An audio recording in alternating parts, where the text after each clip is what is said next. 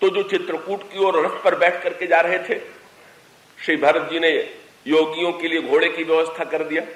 भरत जी में योगियों के लिए भी साधना, अगर कोई वो चाहे तो वो भी भरत जी से सीख सकता है, घोड़सवारी भी का वो श्री भरत का, इसलिए कुछ लोगों के लिए श्री भरत जी ने घोड़े की व्यवस्था की। जो योगी थे उनके लिए घोड़े की व्यवस्था, जो धार्मिक थे उनके लिए रथ की व्यवस्था, और माताओं के लिए पालकी की व्यवस्था। ये सबसे आरामदेह सवारी, इस अर्थ में कि घोड़े पर तो लगाम रख करके उसको चलाना है, तो घोड़े की यात्रा में शीघ्रता तो होती है, पर कोई ये दावा नहीं कर सकता कि घोड़े पर चलने पर थकान नहीं आती। घुड़सवारी में थकान तो आती, तो योग मार्ग में गति तो है, पर साधना का श्रम भी विद्यमान है। का रथ पर बैठ करके जो व्यक्ति चल रहा है, का उसको भी निरंतर सावधान रहना है कि रथ का कोई पहिया टूट न जाए, रथ की ध्वजा कोई गिर न जाए। इसलिए ये भी इसका अभिप्राय, जो धर्म के द्वारा ईश्वर को प्राप्त करना चाहता है उसको भी निरंतर सावधान रहना है, और वो सावधान रह करके ईश्वर को प्राप्त करने की चेष्टा करता है कि हमारे जीवन का कोई सद्गुण जो है वो समाप्त न होने पावे। योगी का ध्यान ये है कि हमारा मन बस में रहे, निरंतर एकाग्र रहे। धार्मिक व्यक्ति का की धारणा यह है कि हमारे जीवन में का धर्म निरंतर बना रहे। और माताओं के लिए पालकी माने, ये भक्ति मार्ग जो है, ये कहा जाता है भक्ति देवी नारी है ना, स्त्री, तो इसमें स्त्री पुरुष शरीर की दृष्टि से ही केवल विचार करके न देखिएगा। कब माताओं के लिए घोड़े की व्यवस्था का कोई प्रश्न नहीं, रथ की व्यवस्था का प्रश्न नहीं, तो ये तीसरा भक्ति मार्ग है। ये कौन से? ये माताओं के लिए श्री भरत जी ने पालकी की व्यवस्था किया। तो पालकी पुराने समय में ये सवारी ऐसी थी कि जिसको दूसरे ढोते थे, दूसरे चलते थे। पालकी की सवारी में का सारा आनंद इस बात की है कि उसको ढोने वाला अपने कंधे पर 4 कहारों के द्वारा पालकी को कंधे पर रख लिया गया, और उसमें बैठा हुआ व्यक्ति आनंद से अगर श्रम की अनुभूति हो रही है तो ढोने वाले को हो रही, श्रम की अनुभूति चलने जो पहुंचने वाला है उसको नहीं हो रही। बड़ी विचित्र यात्रा बोले थकान किसी को आवे और पहुंचे कोई। ये अनोखा मार्ग जो है पालकी वाला मार्ग है। जो ढो रहा है वो थक रहा है, और जो बैठा हुआ है वो पहुंच रहा है। तो इस दृष्टि से यदि देखा जाए तो ये भक्त का मार्ग जो है पालकी का मार्ग है। और इसमें 4 ढोलने वाले कौन से? कि ये 4 ढोलने वाले जो हैं कि ये भगवान के सगुण साकार भक्ति में 4 का सहारा लेकर के भक्त आगे की ओर चलता है। और ये 4 हैं नाम, रूप, लीला और धाम। बस नाम और रूप, लीला, धाम के सहारे भक्त का भक्ति के रूप में ये यात्रा चल रही है, और इसके माध्यम से जो लोग चल रहे हैं वे बिना श्रम के ही भगवान तक पहुंचने की चेष्टा करते हैं, भगवान को पा लेते हैं। तो इस तरह से भक्ति मार्ग के द्वारा, योग मार्ग के द्वारा, धर्म मार्ग के द्वारा ईश्वर को पाया जा सकता है, इसमें कोई संदेह नहीं। पर श्री भरत जी ने अपने लिए, श्री भरत जी ने तो अनोखी बात की। क्या? तो ऐसे मां के कहने से कुछ क्षण के लिए रथ पर बैठ गए, पर बड़ा अनोखा वहां संकेत आता है, और वो केवट प्रसंग से उसका बड़ा संबंध है। क्या? कि जिस समय श्री भरत ने सबके लिए वाहन की व्यवस्था की और स्वयं पैदल चले, तो श्री भरत जी के देखा देखी सब लोग सवारी से उतर गए। ये बड़ी खतरनाक परंपरा है, दूसरे की देखा देखी करना जो है, पर ये व्यक्ति का स्वभाव है। दूसरे को जो करते देखें, बड़े को जो करते देखें, हमारा भी वही करने का मन होता है। तो श्री भरत जी को देखा कि ये तो किसी सवारी पर नहीं बैठे, तो अब को कुछ लोग संकोच के मारे, कुछ लोग का भरत के मन के प्रति आदर के कारण का अपनी अपनी सवारियों से उतर करके स्वयं पैदल चलने लगे। और कौशल्या अम्मा ने जब देखा कि ये तो सब नकल कर रहे हैं श्री भरत की, और जो श्री भरत के लिए ठीक है वो सबके लिए ठीक थोड़ी है। किसी महापुरुष की का कभी सीधे नकल नहीं करनी चाहिए, क्योंकि उसका तात्पर्य है कि ये आवश्यक नहीं है कि वो जिस स्थिति का हो इस स्थिति में हमारा भी हो, और उसके लिए जो दूसरी पद्धति हो सकती है आपके लिए, तो महापुरुष जैसा बतावें, जिस सवारी पर बैठने के लिए कहें उस सवारी पर बैठ के चलिए। अपने मन से केवल महापुरुषों का बाहरी नकल करने का प्रयास न कीजिए। सुश्री भरत जी के पास कौशल्या अम्बा जी अपनी पालकी पर बैठी हुई चली गईं और उन्होंने भरत को रोका और भरत से कहा कि मातु भरत समीप राख निज डोली, राम मात मृदु बानी बोली। क्या बोले? तात चढ़ाऊ रथ बलि महतारी, होई ही प्रिय परिवार दुखारी। ये जितने अयोध्यावासी हैं तो पैदल चल करके बड़े कष्ट का अनुभव करेंगे। और उसका अभिप्राय है कि तुम्हें भले ही पैदल चल के कष्ट का अनुभव न हो, ऐसे भी कोई यात्रा हो सकती है, लेकिन ये पैदल चलेंगे तो इन्हें तो बड़े कष्ट की अनुभूति होगी, कि इसलिए तुम तो रथ पर बैठ जाओ। तो माँ ने रथ का चुनाव इसलिए किया कि माँ का तात्पर्य यह था कि भगवान राम ये कह चुके हैं कि भरत से बढ़ करके धर्म का रहस्य जानने वाला कोई नहीं। तो माँ ने ये कहा कि मैं तो ये समझती हूं कि धर्म के जितने सद्गुण हैं सब तुम्हारे चरित्र में विद्यमान हैं, इसलिए तुम्हें धर्म के रथ पर बैठ करके चलना चाहिए, तुम उसके योग्य हो और तुम बैठ जाओ। पर श्री भरत जी ने माँ का आदेश मान लिया, तुरंत रथ पर बैठ गए। और जब श्री भरत रथ पर बैठ गए तो लोगों ने चैन की सांस ली कि चलो भाई हम भी अब आराम से जैसे जैसे चलना हो चल सकते हैं। अब भरत बैठ गए तो हमें बैठने में कोई आपत्ति नहीं, सब चल पड़े। लेकिन बाद में श्री भरत जी ने क्या किया? भरत जी ये बताना चाहते थे, मैं ये इसीलिए गोस्वामी जी को भरत इतने प्रिय हैं और यहां भरत जी का चरित्र केवट के चरित्र से जुड़ जाता। क्या? तो श्री भरत जो है सवारी पर बैठ करके चले तो, लेकिन बाद में उन्होंने रथ का परित्याग किया और चित्रकूट तक वे रथ पर बैठ करके नहीं गए, पैदल गए। और पैदल भी गए तो केवट का हाथ पकड़ करके साथ लेकर के गए। केवट और भरत, केवट का हाथ पकड़ करके ये श्री भरत की यात्रा के रहस्य पर विचार कीजिए और आप देखेंगे कि रथ का परित्याग का श्री भरत ने किया कब? गोस्वामी जी संकेत ये करते हैं, श्री भरत रथ पर बैठ करके आए और जिस समय श्रृंगबेरपुर में पहुंचे, केवट ने श्री भरत का स्वागत किया का उस समय गुरु वशिष्ठ ने केवट को, पहले गुरु वशिष्ठ को केवट ने प्रणाम किया, निषाद में प्रणाम किया और गुरु वशिष्ठ ने निषाद को आशीर्वाद दिया। का उसके पश्चात श्री भरत ने गुरु वशिष्ठ से पूछा कि महाराज ये कौन? तो तुरंत गुरु वशिष्ठ ने यही कहा कि ये राम के सखा, और साथ साथ ये भी कहा कि भाई इनका नाम गुह है और इनकी जाति जो है वो निषाद है।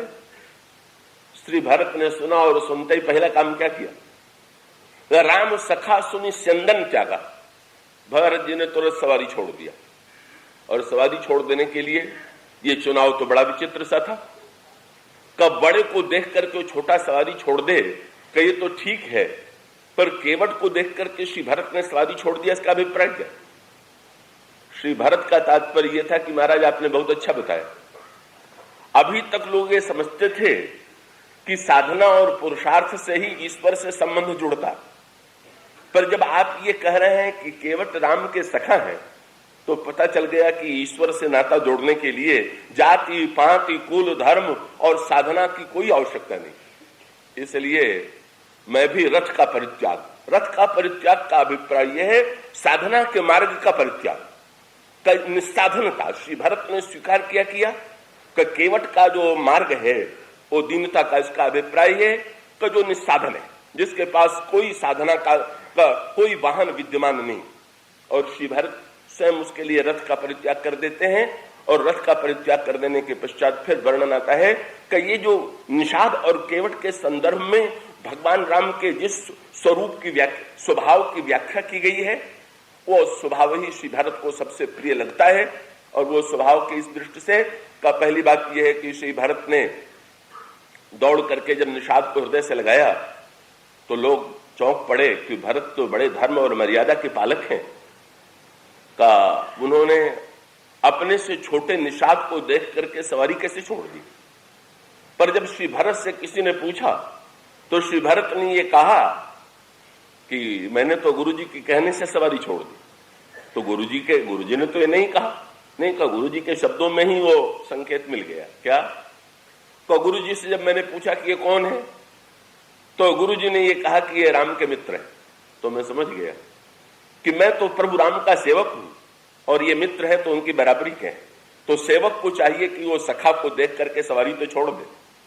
ये बराबरी का नाता, ये जो केवट और भगवान राम का संवाद है, वो एक मित्र से मित्र का, उनका सेवक और स्वामी के संबंध में का उस प्रकार से बातचीत नहीं की जा सकती है जिस प्रकार की भाषा का, वो तो मित्रता का नाता है।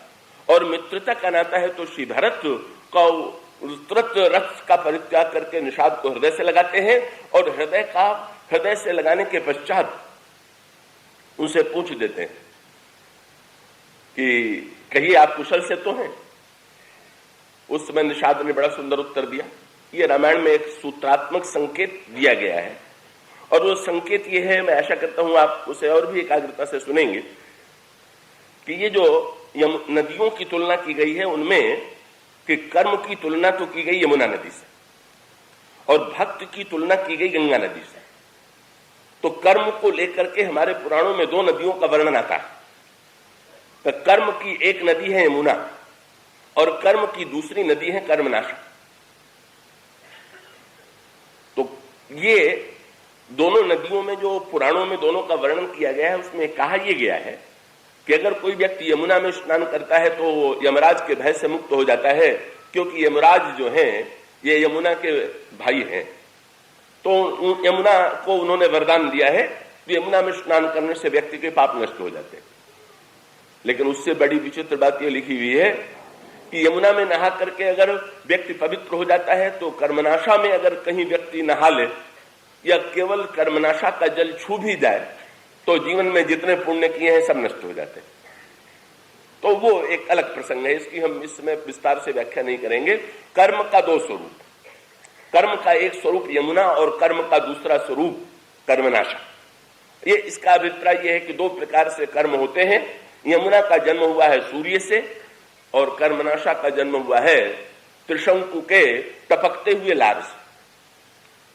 तो इसका अभिप्राय सीधा सा यह है कि जब हमारे जीवन के मूल में जो कर्म है, कर्म के मूल में विचार और ज्ञान होगा, तो कर्म के मूल में जब विचार और ज्ञान होगा तो व्यक्ति पाप से मुक्त हो जाएगा। उसको पाप से डरने की आवश्यकता नहीं।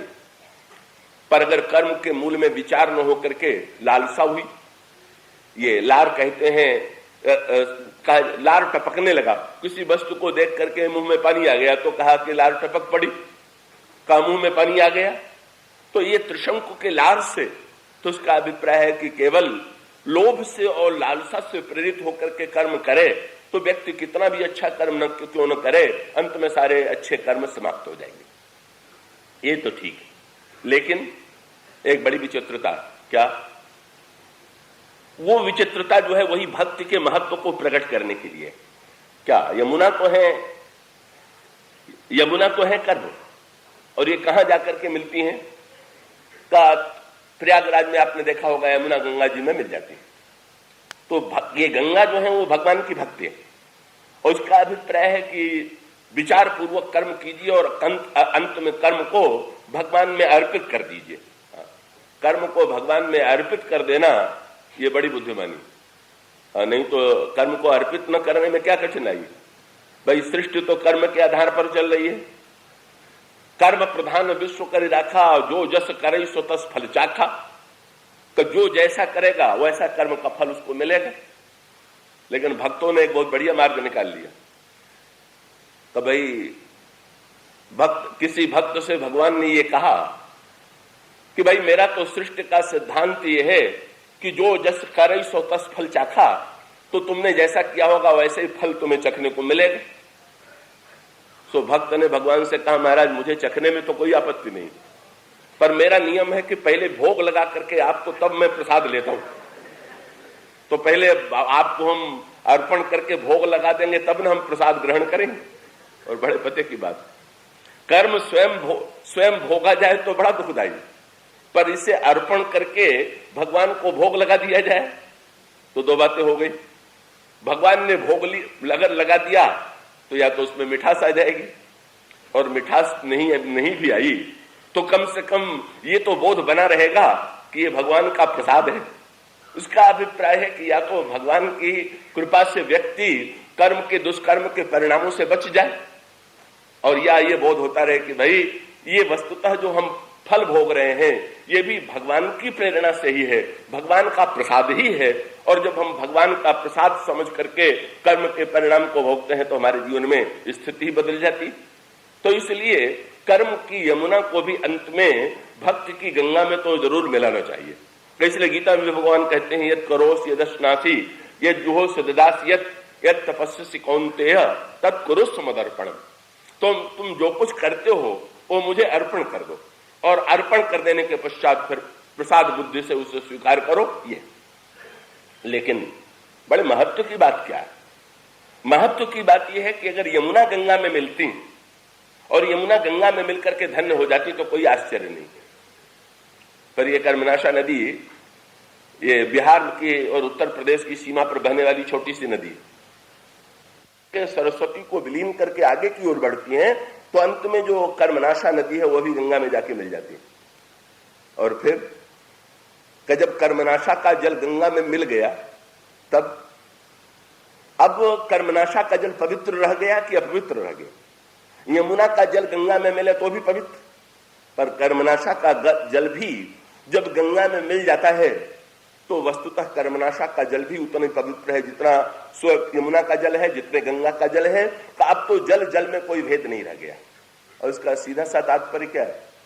तो भाई एक और सत्कर्म की यमुना और दूसरी ओर लालसा और वासना की कर्म नदी कर्मनाशा, पर अंत तो गत्वा दोनों भगवान में ही विलीन कर देना चाहिए, भगवान में ही मिला देना चाहिए।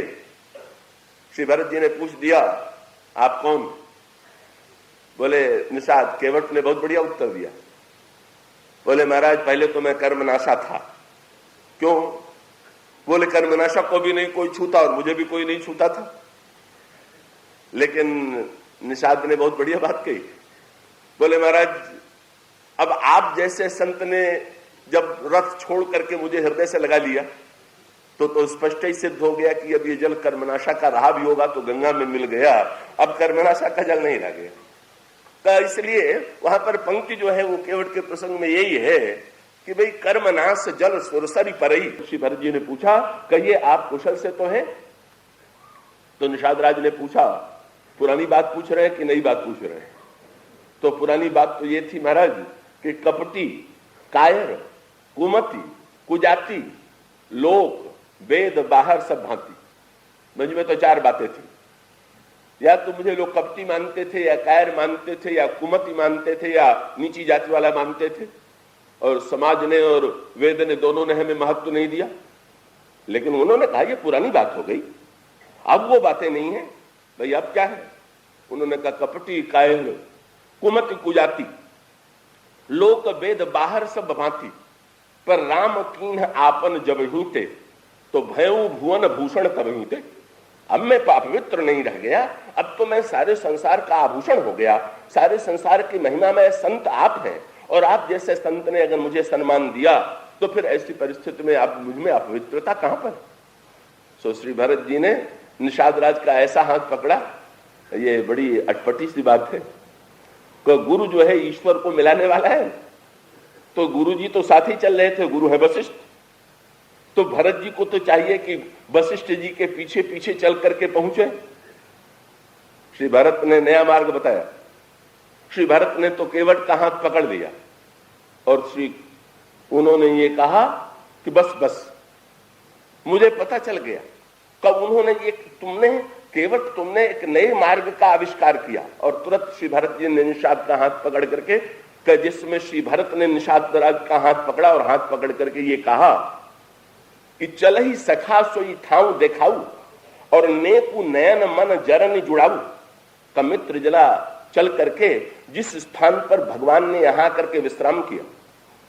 श्री भरत का तात्पर्य क्या कि भाग्यशाली आप हैं कि भाग्यशाली अयोध्या वाले? अयोध्या के लोगों को छोड़ दिया प्रभु ने और आपके गांव में आकर के विश्राम किया। तो श्री भरत ने निषाद राज से ये प्रार्थना किया कि आप चल करके वो मुझे स्थान दिखलाइए जहां पर रात्रि को प्रभु ने विश्राम किया था। और एक अगला शब्द श्री भरत जी का ये था, नेकु नयन मन जरन जुड़ाऊ, मेरे मन की जलन को आप शांत कीजिए। इसमें निहित संकेत क्या था? गुरु वशिष्ठ इस जलन को शांत नहीं कर पाए। तो वो तो भरत जी को जब दवाई दे रहे थे कि राज्य स्वीकार कर लो, बस सबसे बढ़िया दवाई यही। कौशल्या जी ने कहा बस तुरंत दवाई लो, गुरु जी दवा दे रहे हैं तो भरत देर मत करो, और वैद्य की बात तो तुरंत मानना नहीं चाहिए। तो श्री भरत जी ने कौशल्या जी से पूछ दिया कि दवा तो बड़ी गुरु जी अनोखी दे रहे हैं, कौन सी दवा? श्री भरत जी ने कहा ग्रह ग्रही तो पुनि बात बस, और तेहि पुनि बीछी मां, और ताहि प्रियाय बारुणी, तो कहो कौन उपचार। एक बेचारे के ऊपर ग्रह दशा आई हुई थी, उसको बात रोग हो गया, फिर उसको बिच्छू ने मार दिया, और वैद्य जी से दवा पूछी गई तो उन्होंने कहा शराब पी लो। तो गुरु जी तो बहुत बढ़िया दवा दे रहे हैं, सत्ता की शराब पीने की का दे रहे हैं, यही कह दिया इस दवा से मेरा रोग शांत नहीं होगा। कौन सी दवा? उन्होंने कहा आपन दारुण दीनता सबहि कहूं समझाए, देखे बिनु रघुवीर पद जी की जलन न जाए। भगवान के चरणों का दर्शन के बिना हृदय की जलन नहीं जाएगी। और अब केवट का हाथ पकड़ करके कह रहे हैं नेकु नयन मन जरन जुड़ाओ, जहां भगवान राम के चरणों का चिन्ह है उसका दर्शन करा करके मेरे हृदय की जलन शांत आप कीजिए। और उसका अभिप्राय है कि जो जलन गुरु वशिष्ठ जैसा महापुरुष शांत नहीं कर पाया, श्री भरत को भरोसा यह है कि वो केवट के द्वारा वो जलन शांत की जा सकती है। और तब केवट श्री भरत का हाथ पकड़ करके उस स्थान पर ले जाते हैं जहां पर श्री राम ने विश्राम किया था, और श्री राम के विश्राम के स्थली पर श्री भरत जी को भगवान राम के चरण की धूल प्राप्त होती है, सीता जी के आभूषणों का स्वर्ण बिंदु प्राप्त होता है, धूल को श्री भरत आंखों में लगा लेते हैं। तो श्री सीता जी के आभूषणों का जो सोने का टुकड़ा पड़ा हुआ था उसे श्री भरत धारण कर लेते हैं। और उसके बाद फिर वर्णन क्या आता कि श्री भरत चित्रकूट तक निषाद का हाथ पकड़ करके चित्रकूट तक यात्रा करते हैं। श्री भरत का तात्पर्य क्या था कि आप ही ऐसे महापुरुष हैं, लोग आपको भले केवट माने, कि जिसने ये बता दिया कि नहीं नहीं, ईश्वर केवल साधना के बल से ही प्राप्त नहीं होता, योग्यता से प्राप्त नहीं होता, तो वो तो अपनी ही कृपा से प्राप्त होता है। श्री भरत की विशेषता यह है, वो महानतम योग्य होते हुए भी उनको अपने आप में कोई साधना नहीं दिखाई देती। वे तो ये कहते हैं कि मोह समान को पाप निवासी, यही लगी सिय राम बनवासी, मुझ जैसा पापी कौन होगा जिसके कारण भगवान राम को बन जाना पड़ा। श्री भरत ने कहा कि मुझे डर ये है, वह आगे चलकर के बड़ा सुंदर संकेत आता है, आप मेरे साथ चलिए। और गोस्वामी जी ने एक नई बात बताई है, देखिए उलट गया क्रम। संसार में नियम क्या है, जो लोग गाड़ी पर बैठ करके आए होंगे वो पहले पहुंचे होंगे, जिसको पैदल आना पड़ा होगा वो बाद में पहुंचेगा।